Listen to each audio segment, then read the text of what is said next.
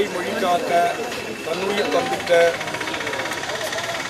வீர வேங்கைகளான நடராசன் தாளமுத்து அவர்களுக்கு தமிழ் உரிமை கூட்டமைப்பின் சார்பாக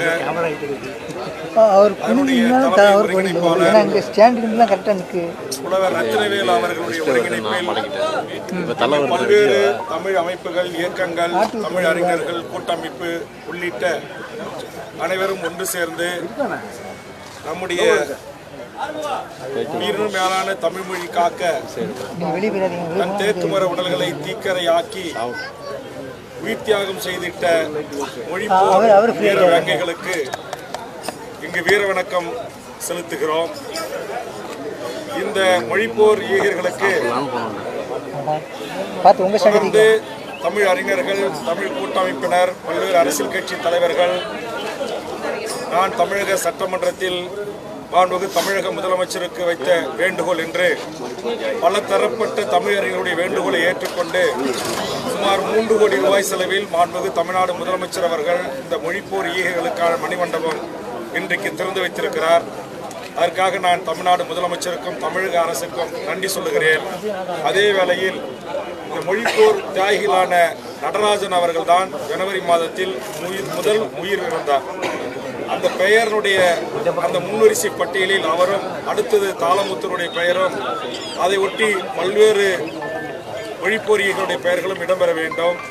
அது முறையாக இடம்பெறவில்லை என்பதை தமிழக அரசினுடைய செய்தி பிரிவுக்கு சுட்டிக்காட்டுகிறோம். அதுபோன்று தாளமுத்து என்கிற இந்த பெயர் பலகை முதலமைச்சர் அவர்கள் திறந்து வைக்கிற இதில் சின்ன தமிழறிஞர்கள் கூற்றின் பிரகாரம் அதில் எழுத்து பிழை இருக்கிறது. இன்று மாலைக்குள் தமிழ்நாடு அரசினுடைய செய்தி பிரிவு துறை உடனடியாக தமிழர்களுடைய கருத்தை ஆய்ந்து எந்த இடங்களெல்லாம் எழுத்து பிழைகள் இருக்கிறதோ அது உடனடியாக மாற்றப்பட வேண்டும். இதுபோன்ற வரலாற்று சிறப்புமிக்க போராளிகளுக்கு மணிமண்டபம் அமைத்து திறக்கின்ற போது தமிழ் அறிஞர்களோடு அந்த வரிசை பட்டியலை கேட்டிருக்க வேண்டும். இதுபோன்ற எழுத்துப்பிழை வராத வண்ணம் அந்த எழுத்துக்கள் பொறிக்கப்பட்டிருக்க வேண்டும். இதெல்லாம் சிறிய தவறுகள் என்றாலும் கூட தமிழ் மொழிக்காகவே தன்னுயிர் தந்திட்ட ஒரு இனம் என்றால் அது நம்முடைய தமிழ் இனம்.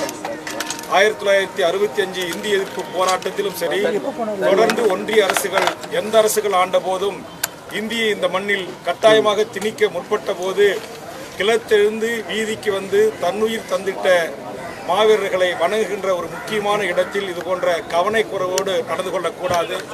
அப்படி கவனக்குறைவோடு நடந்து கொண்ட இந்த துறையின் அதிகாரிகளை இந்த தமிழ் உரிமை கூட்டமைப்பின் சார்பாக நாங்கள் வன்மையாக கண்டிக்கிறோம். அதுபோன்று ஈழத்தில் நடந்த மாபெரும் இனப்படுகொலைக்காக தன்னுயிர் தந்திட்ட மாவீரன் முத்துக்குமார் உள்ளிட்ட சுமார் முருகதாஸ் உள்ளிட்ட தமிழ் உறவுகள் குலத்திலும் தாய் நிலைத்திலும் உயிர் தியாகம் செய்திருக்கிறார்கள். அவர்களை அடுத்த தலைமுறை தெரிந்து கொள்வதற்கும் அவருடைய ஈகத்தை, அவருடைய அந்த மிக பெரிய அர்ப்பணிப்பை உலக தமிழிடம் தெரிந்து கொள்வதற்காக தமிழக அரசு அவர்களுக்கும் இந்த மூலப்பத்திரத்தில் மணிமண்டபங்கள் அமைத்து அவருடைய திருவுருவச் சிலைகளை திறந்து நாளைய தலைமுறை எங்கள் மண்ணுக்காக, எங்கள் மொழிக்காக, எங்கள் இனம்காக, எங்கள் இனத்தின் தொப்புள் கொடி உறவுகளின் உயிர்காக்க செய்த தியாகத்தை போற்றுகின்ற வகையில் அதற்குரிய ஏற்பாடுகளையும் மணிமண்டபங்களையும் சிலைகளையும் அமைக்க வேண்டும் என்று இந்த நாளில் மாண்புமிகு தமிழக முதலமைச்சர் அவர்களை நான் வேண்டுகிறேன்.